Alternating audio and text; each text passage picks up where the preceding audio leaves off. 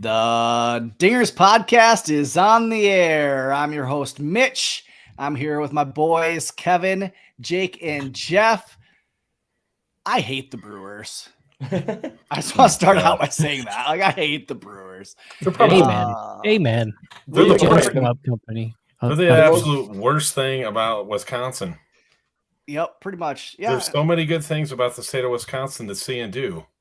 Except there's also Brewers. It was Ted Bundy, right? Ted Bundy is the guy from Milwaukee. That Jeffrey Dahmer. Dahmer, that's right. Okay, yeah. No, so maybe it's just Milwaukee. Maybe it's just Milwaukee. That's kind of relax. I just want to take some pictures. So as the Wisconsin resident on the podcast, I'll say this. What's most frustrating about it is that can I drop a curse word? Yes. Yes. Was like most of Wisconsin doesn't give a shit right now. Like they do not care. They're not watching the Brewers. They're not. Like and here's kind of why. There's not football season. Well, not yet. So hang on a second. I'm getting there. There's not really. It doesn't really feel like there's a history of baseball fandom in the state, which is kind of a shame because. Bud Selig being the commissioner, being the owner, he teaches at the university, or at least he did not that long ago. But the summertime is when Wisconsinites, and you guys know as Iowans as well, we actually get to enjoy the outdoors. So because there's not a draw to watch the Brewers, people are going to be outside. Like,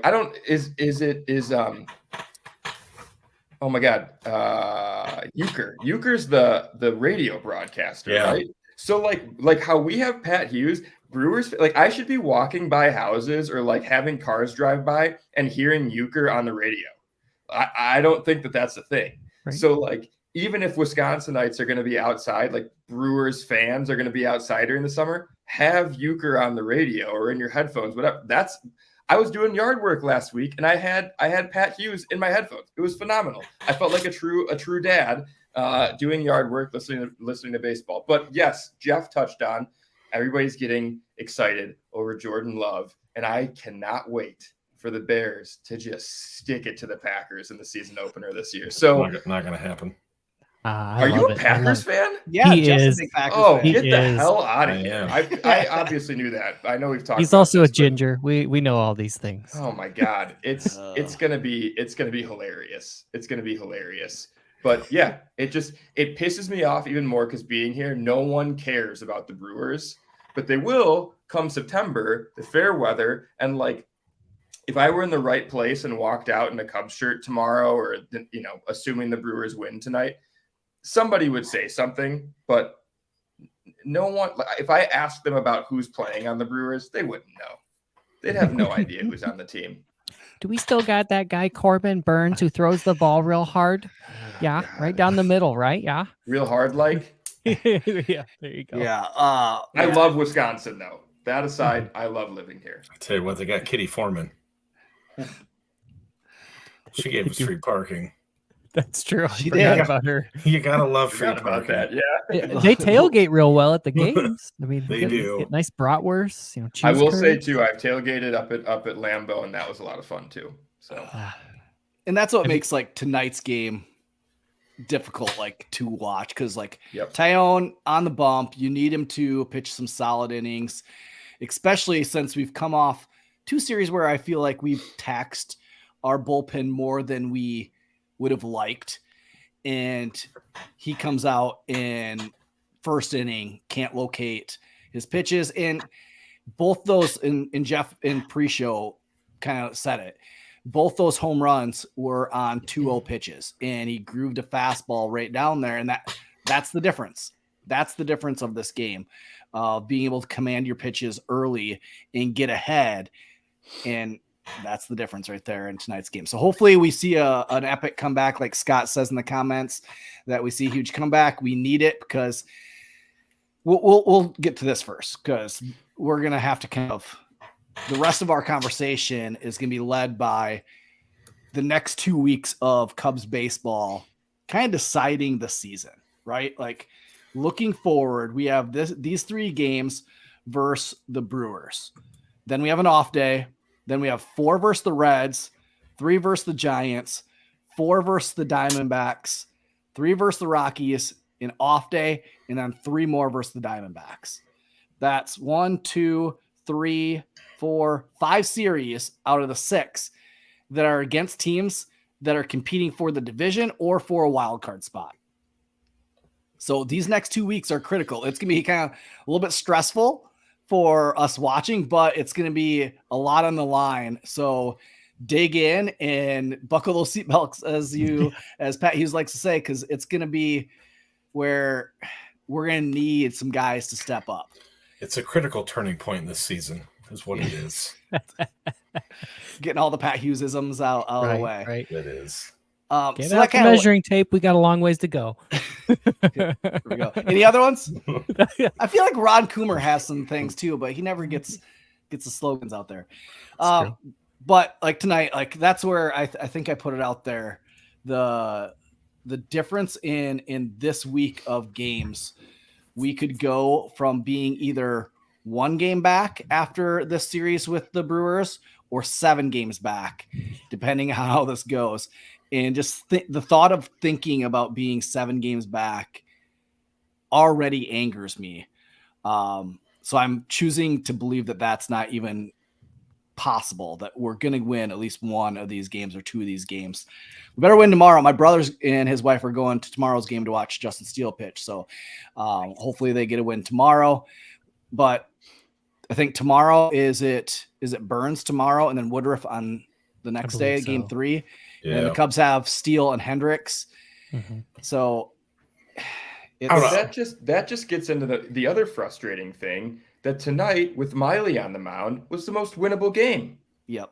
And it's not even just Tyone, but like, I mean, the offense has had some hard hit balls, but right at guys, and of course that feels like so Cub, but like that's Cub, baby. But the defense, I mean, both our middle guys have committed an error. And I think they said on the broadcast that this is the first game that's happened this season. But I will say, like, the Dansby play was tough. That was a tough play. He probably should have eaten it. And it's hard to do that in the moment, though. Yeah, but he's got the IQ that, like, that's instinctual. He has a clock inside of his head. He knows exactly. A good throw would have got him.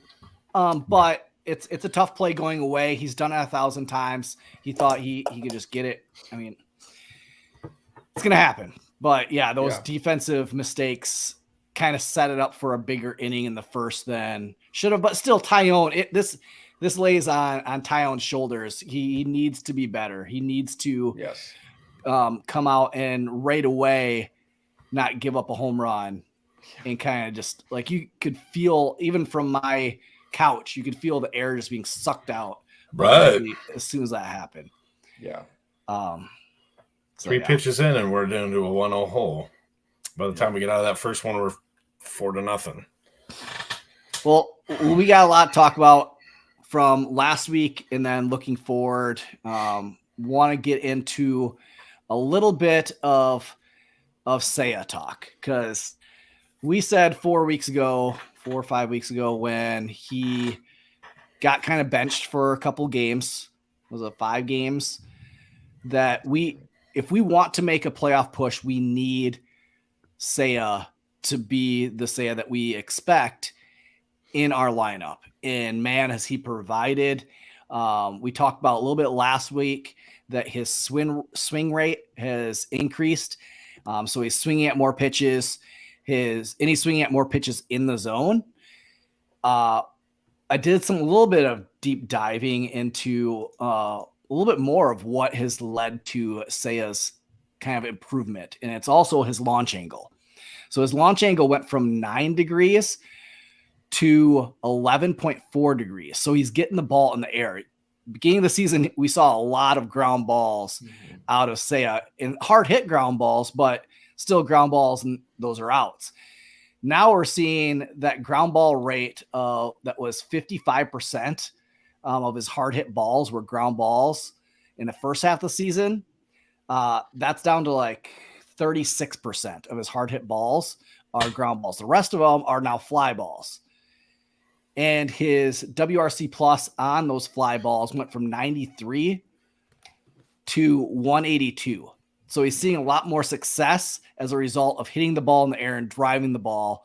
And you've seen, I was looking up his expected batting average going forward, and it's 270, which his batting average currently right now is 270. Mm-hmm. But at the beginning of the season, his expected batting average was like 260 something, and he was batting like 230. And so you weren't seeing, because he was hitting the ball hard when on the ground. Now we're seeing a little bit more lift in him providing what we need in this offense. What have you guys kind of noticed in Seiya, not only for our offense, but as our defense as well? Let's start with you, Jeff. Why me? Because you're one thing. Ginger. Okay. Yeah, great. I'm always being picked on. Anyway, I think it's like better plate discipline, better at bats. Not when he's swinging misses, but making contact. Even though if he's fouling a bunch of balls off, he's like in there fighting. As far as defense, he's just let one go over his head, and Adamas got a double off the wall, but that would have been hard to catch. It was a good hit. It was a nice hit. And Adamas teed off on it like he knew it was coming. So, but no, it's just a lot of it is, I think, better approach at the plate, better plate discipline, and like working in the deeper counts and hitting the ball hard and putting it in play, which, he's picked up a few dingers here and there. So his slug's getting better, but I don't know, Jake, what do you think? Yeah, I think so. They were talking about it on the broadcast, and I think JD pointed out that he's more aggressive. So Jeff, you say he just seems to have a better plan at the plate, and we talked about it last week. I think we've talked about it for 2 weeks now. He's got that approach, a consistent approach, no matter who he's facing, and it feels like he's getting back to the bat that we expected him to be, that we saw all those highlights of coming over from Japan, that we were like, remember how excited we were when we landed Seiya Suzuki? I mean, all of Cubs fandom, and it feels like he's finally getting to the point where he's consistently playing to the level that we expected. And that level is all-star caliber. I don't think he'll ever get to MVP level. I don't expect him to be that good, but you've got an all-star right fielder on offense and defense, despite Jeff calling him out for that ball that was really well hit. That would have been a tough play. I think you got to be really happy with it. And I think we talked about last week, or I think I was texting somebody about like what we were going to do with all the outfielders coming up. Like, obviously we've still got Seiya under contract for a few more years, but it makes it really difficult. Like, if he keeps playing at this level, it makes it difficult to evaluate what to do with the minor league outfield bats. But then you start to think, well, maybe there's some moves in the pipeline for pitching or third baseman or whatever needs to be shored up this offseason. So Seiya playing to this level makes the team better in a lot of ways and gives them a lot more options of what to do, both for the remainder of this season and going into the offseason and forward. So, Kevin, you got anything on Seiya? The big thing I've noticed is, like, when we talked about him, when we signed him, we talked about his bat speed, his ability to have he has that stance with that bat straight up in the air, but his ability to go from there to in the zone so fast. And he's been using that on that first strike that's coming his way. He for, I don't know, almost all this entire season has watched that first strike come at him and watched it hit the zone, and then he seems to kind of activate. And now he seems to be jumping on pitchers and like, oh, that's going to be a strike. I'm swinging at it now. And he's got the bat speed to catch up with it. And he's got the strength to drive it out and, slugging well. And then do you guys feel like, sorry. No, go. Do you guys feel like it's tough to say because, I mean, I guess we could look back on that batting practice video of him in the Justin Bieber shirt, but do you feel, because when I see him walking up to the plate, and it's different in his uniform than it is with just a t-shirt on, but it feels like he's dropped a little bit of the muscle that he packed on to start the season. He doesn't look like as much of a unit as he, and I think that's good. Maybe we're like, we talked about it. I talked about it when he got that oblique injury. A guy that always comes to mind is Lucas Giolito. Like Lucas Giolito put on a bunch of muscle, I think like 2 off seasons ago, and then it didn't work for him. And then obviously Nico Horner, another Cubs player who bulked up too much, and then we saw an oblique injury as well. So I wonder if him kind of leaning out a little bit, like Mitch, you kind of shook your head. Do you feel like he's dropped a little bit of muscle in a good way? Well, that's what I noticed, I think, this weekend. I can't remember what game it was. Like, I was like, man, he looks thin. Like, not in a bad way. He just looks thinner, where beginning of the season, like, he filled out his uniform. I was like, maybe he's just wearing a larger jersey. I don't know. But he does look thinned down. The grind of and the that's season. It could be that too, but I just think like there's a difference between adding weight and adding good muscle that can actually like there's show muscle and there's go muscle. Just get it bulking up doesn't necessarily. And then there's no muscle. That's me. But it doesn't make you a better athlete. And so like there's a lot of people who just go in there and bodybuild and they aren't athletes. They can't do anything with it. It's where there's not differences. functional. And so that's the key of, like, for him, hashtag CrossFit, functional fitness, get it. But like that's where it helps. And you can see him leaning down a little bit, and now he's more capable to be able to play better defense, be better on the base pass, and you've seen it at the plate, be able to provide what this offense has needed, much needed. So one thing is for certain, he does not have the same nutritionist as Rowdy Tellez or Dan Vogelbach. Danny Burgess. Jesus. Big boys.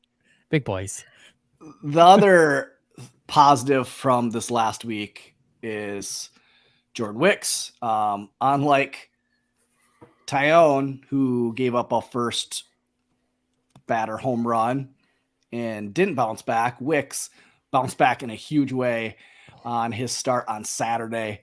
One, it's just great to see him get called up. Like, you add him to the list of homegrown talent, from Justin Steele to Adbert Alzolay to Keegan Thompson, who's back. We'll get into talking about him. And then Jordan Wicks, especially with you now have 2 homegrown talent starting pitchers. You have a closer that's a homegrown talent. Who's the third? Assad, Steele. Oh, and Assad. Yeah, and Assad. Mm-hmm. I feel like we keep sleeping on Assad. We but do. Like, I God, what an outing. Hey, I was the one that picked him to get the starting spot over Wesneski. I'm sorry, Javier.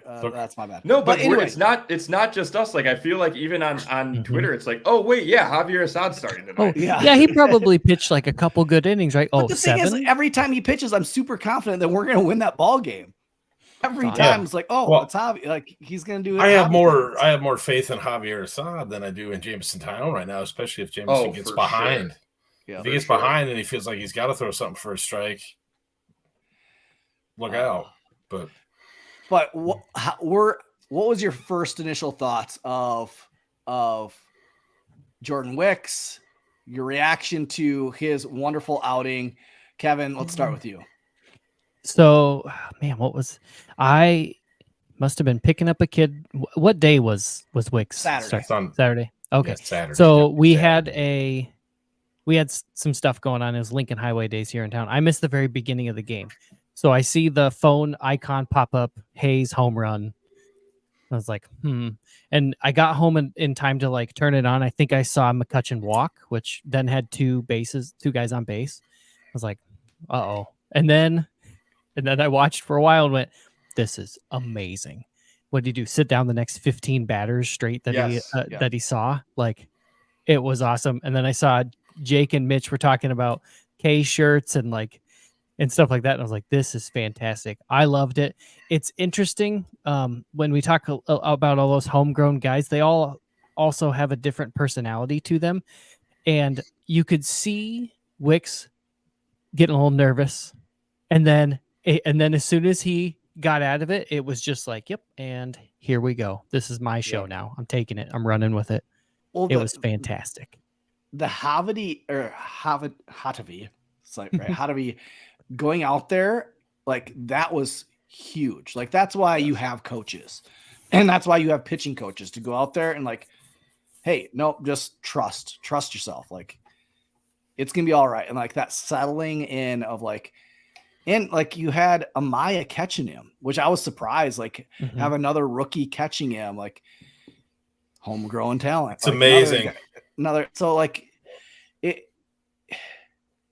And I listened to a podcast. I can't remember what podcast, but they had Alex Cohen on the week before he got called up. And Alex the whole time talked about that Wicks composure. And he talked about like the ability for Wicks to be able to adjust and make changes on the fly. That he hasn't seen a minor leaguer be able to do that as well as Wicks. That when a one pitch isn't working, he can shift his focus and be able to get another and get outs and still get you a quality start. And that's like what you want in the major leagues more than anything out of your starter is somebody that can give you a good quality start and even on their off day can get you a win. Can still provide you a chance to win a ball game. Where Taillon right now, when he's off, and he's kind of putting us out of the picture. Drew Smiley, when he's off. Like good pitchers, that's why I like Hendricks has been good for so long. Is because even on his off day, we still have a chance. Can still hold them to 2-3 runs and not give up the 4 in the inning. Like his last outing. Yeah.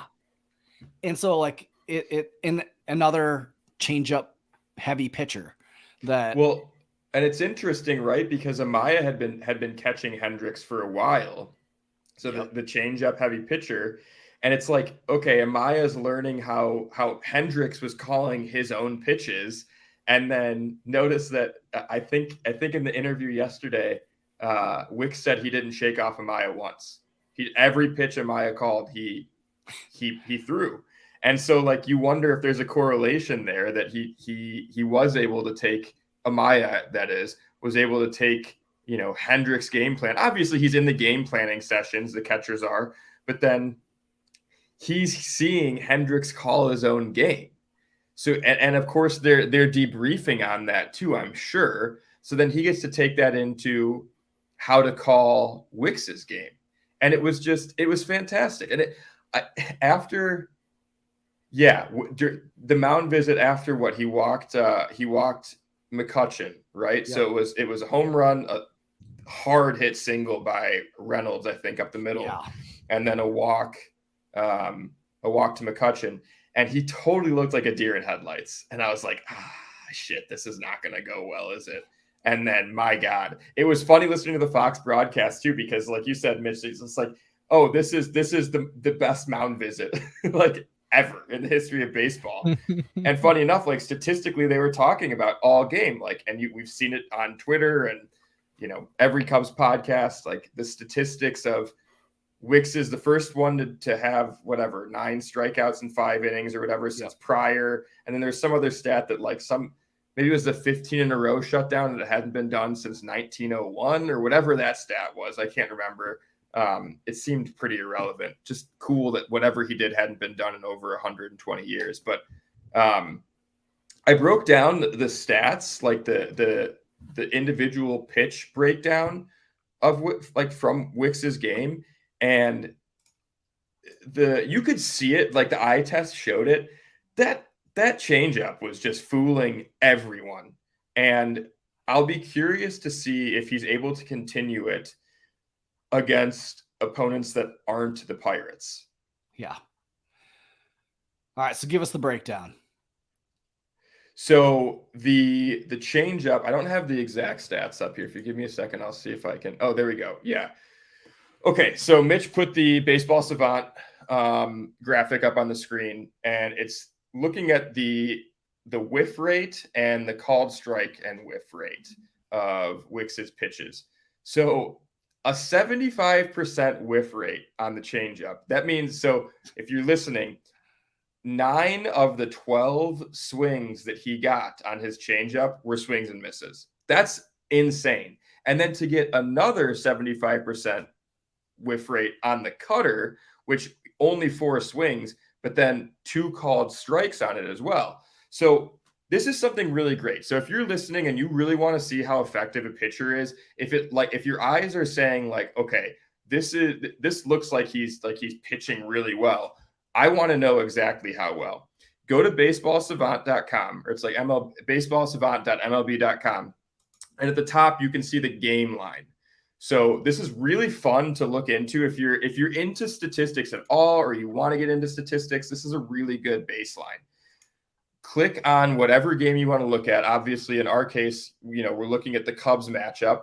And then you go to player breakdowns. And the player breakdowns will show you the every pitcher in the game's pitch mix and the results on those pitches, as well as the spin rates and the break. And then there's plate discipline and everything that goes into it as well. There's a lot, but 36% called strike and whiff rate on all of his pitches is very, very good. On any given night, you could probably say like in the 36 to 40% range is the best pitcher of the night. Good is probably like 32, 33%. In that, like, that's pretty good. So for him to get 36% CSW, that's the abbreviation, in his first outing is stellar.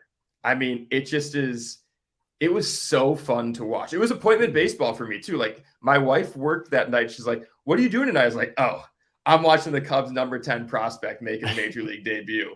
And she asked me the next morning, she asked how it went, which is really cool that she remembered to ask.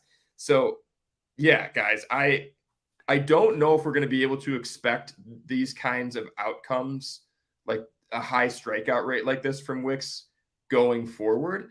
I would say typically we could bank on maybe a strikeout per inning, which is solid, especially for a guy that induces soft contact, because that was another thing that he was doing all night for the balls that were in play.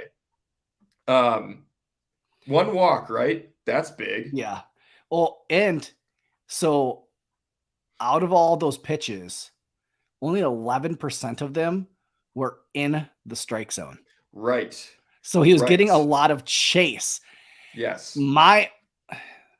Going forward, it'll be interesting to see what teams do if they see that. Yeah. He doesn't throw them for strikes. Will they lay off? And that's where he's going to have to establish his four-seam fastball or his cutter to be able to hit a spot in the zone. He's going to have to, because his sinker and his changeup play off of that so much. He's going to have to establish something in the zone, because he's going to get those at that changeup that looks like a strike and dives out. But if he isn't locating his fastball, it's going to be harder for him to be able to get them to swing at those pitches that are out of the strike zone.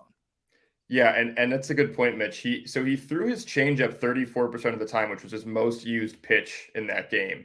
And you wonder if that's going to stay that way, or if another one of his pitches, let's take a look here. I'm looking at look at average exit velocity. So the sinker, he threw 14 sinkers, 3 balls in play, averaged 85.2 miles per hour exit velocity. That's very good.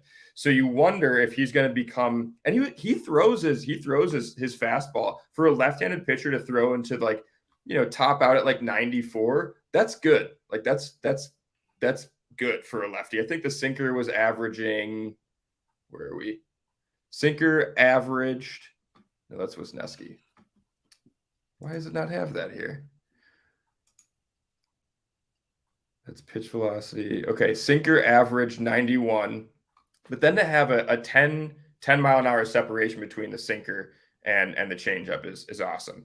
So yeah, I wonder if we'll see the sinker usage up a little bit. change up down just a little bit just to account for that. But then the curveball looked great too. And he's working on the slider. He only threw it twice. But yeah, man, a 6-pitch mix and all of them looked good. So that's a good point though, Mitch. I wonder if teams will adjust, better hitting teams will be able to spit on pitches out of the zone. And based on the Cohen interview, which was on what's Huss's podcast? Cubs on Deck. Yeah. I don't know why I always forget, because I always think of their Growing Cubs was their old podcast. Yeah.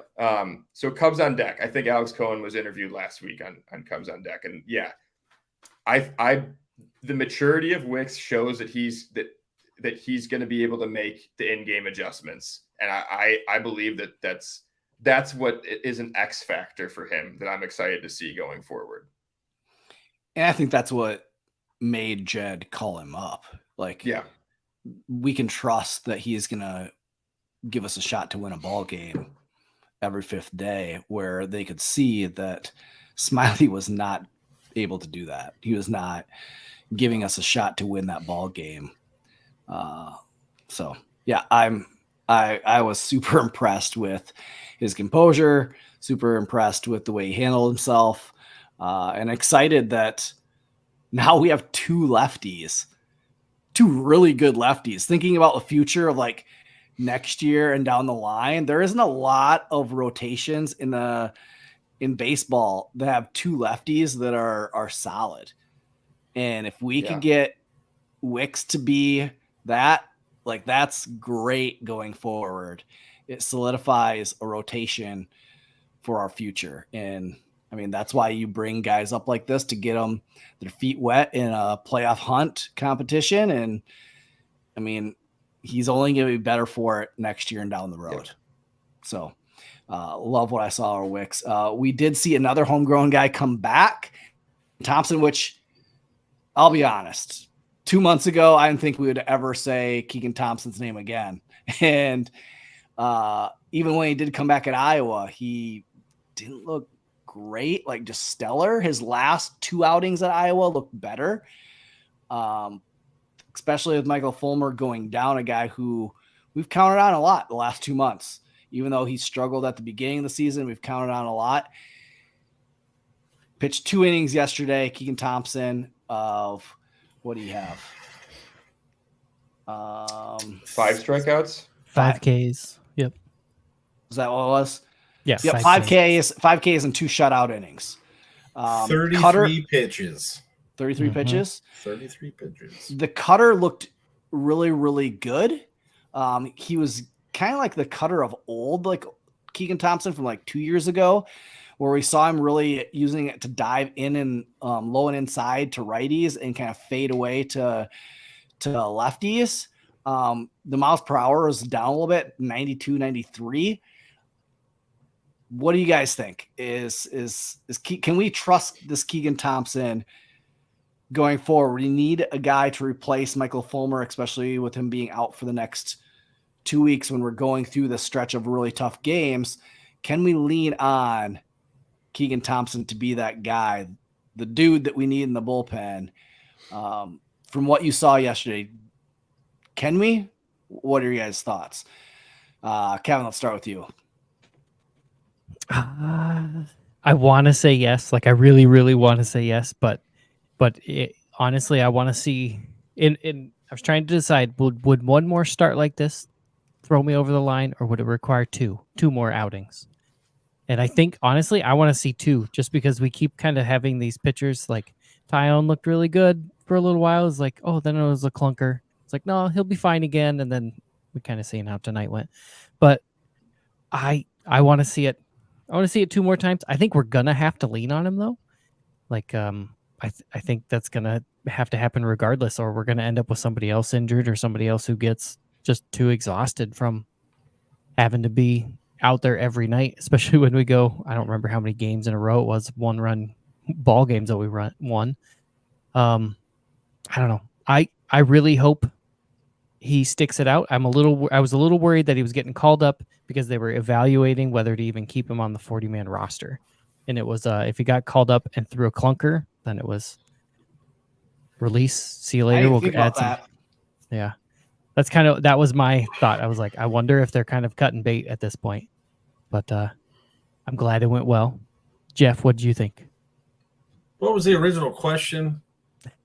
Was it about Keegan Thompson or was it about Jordan? Okay. Mm-hmm. No, I really hope that he's back. I mean, I love the dude. I really like watching him pitch. So, yeah, I'm going to be on pins and needles for when he has this next outing, relief appearance. Earlier in the season, I picked him to be our closer. Mm-hmm. And then the wheels fell off the rails. So it was good to see him come back and throw 2 scoreless innings Sunday. So I hope there's some repeatability. We're going to need every guy in the arm barn to produce and be effective, especially since we have some shaky guys in the starting rotation that probably won't give us 5-6 innings when we need it. So. Yeah, the jury is definitely still out. It was a great return for Thompson. You couldn't ask for better. But I don't know it. Like, he needs to repeat it. I need to see at least 2 more good outings. Pulling up his minor league numbers this season, because last I remember they were not good. So with the idea that he could have been working on things in AAA, like he definitely was, but with the idea that like he may not have been pitching to the full extent of his competitiveness because he was trying to work things out. That caveat, 25 innings, 35 strikeouts, you love that. 8 home runs, little high. 9.36 ERA and a 2.04 whip. That's bad. That's really bad. And I don't have the month-over-month splits for that, so I don't know, if he got, let's see, minors. Yeah, man. I mean, his August in AAA was his best month, 11 1/3, 5.56 ERA, 1.32 whip. So 1.32 whip in the bullpen plays, especially when he struck out 13 batters in 11 1/3. But I don't know. I mean, it's encouraging that he threw 13 cutters and 7 swings and 6 whiffs on those 7 swings. So the cutter looked good. Curveball only gave up one batted ball, smoked at 102. Sweeper, 1 batted ball, 90.8. That's just a little bit above average, maybe a couple miles per hour above average. So that's fine.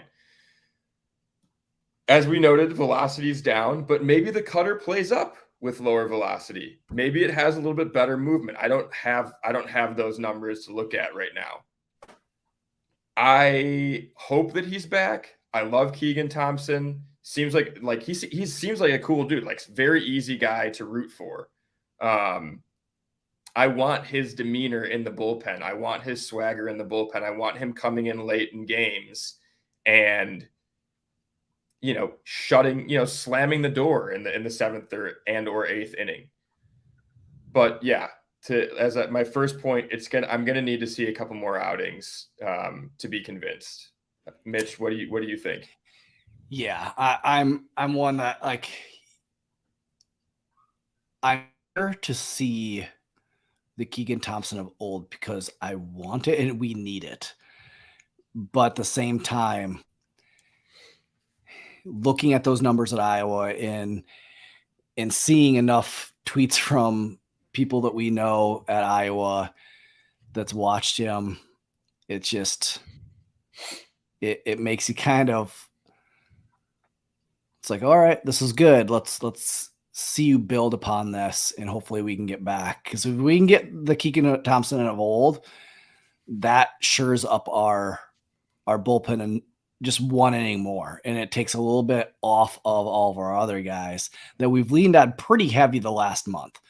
We've leaned on Alzolay, Merriweather, Fulmer, Lighter. missing a Lighter. Like we've leaned on them pretty hard, especially because we've had so many 1-run games where we've had 7th, 8th, 9th, like we've had to lean on them.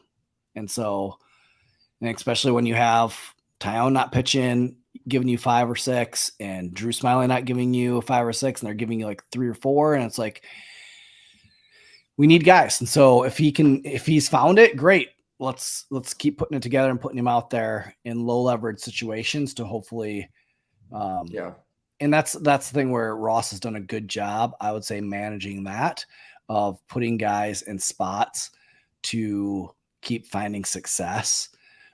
Even like Wisdom, got him a start yesterday, got him in there, got another start today, hit a home run, and we hadn't seen him for a while.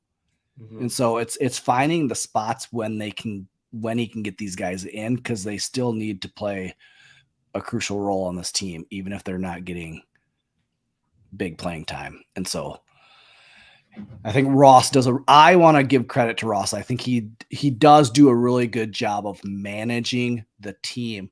Maybe the in-game stuff he needs to work on and get better at, but managing the overall team and moving players around and trying to get people back together and back hot, I think he does a pretty good job of being able to help with that. So hopefully he does that with Thompson. I want to touch on what you just said about his management, but just one last thought on Thompson to kind of caution Cubs fans to make sure that they don't. Again, I'll always be the realist and try to talk people down. If you look at his underlying numbers, so his whiff rate, his barrel percentage, or barrels allowed over the last couple seasons before this year, yes, he pitched well the last 2 seasons, but he was well below his expected ERA in both seasons. So I remember seeing that last year and thinking, a lot of smoke and mirrors here. At some point, this is going to hit the fan. And then we saw it happen. So I don't know. It's one of those things where Chris Bryant outperformed his expected stats for years. Cody Bellinger has had seasons where he's outperformed some expected stats. It's tougher for pitchers. It's tougher for pitchers to mask those. So we'll know. I think we'll know by the end of the season if Keegan can't get it sorted by the end of September. I am afraid that might be it, unless there's a big pitch mix change. Now, touching on Ross's lineups, there were a lot of people, and including some of our friends at On Tap, that were not happy about the lineup tonight.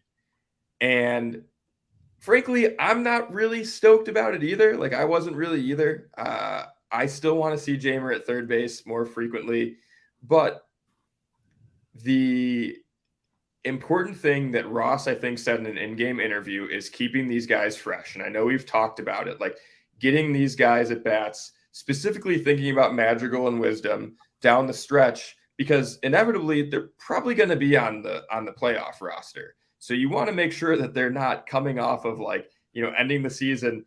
It's been a week or whatever since they've gotten the live at bat. You need to make sure that these guys are getting reps out there and keeping their eyes fresh. So yeah, I mean, and yes, it overall, it hasn't looked great tonight, but Wisdom did hit a home run. So we got that. Do have that.